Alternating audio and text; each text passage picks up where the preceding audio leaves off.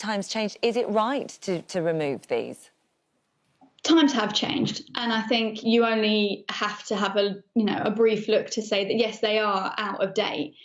I think what it comes down to is actually, when you know better, do better.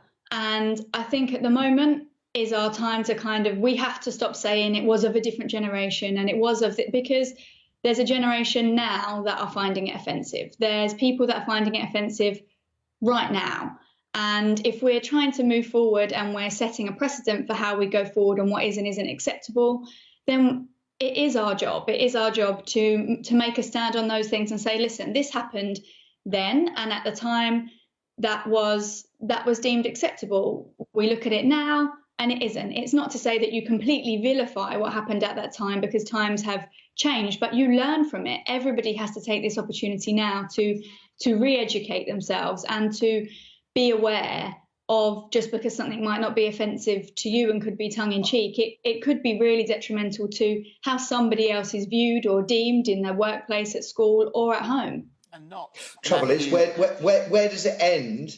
I do wonder whether sometimes comedy should be a separate place where we can address things that are otherwise unaddressable, unspeakable. It's all very well saying, well, we're not going to deal with the black characters anymore, but Little Britain also makes fun of women who suffer inequality to this day. It makes fun of the working class who suffer inequality to this day.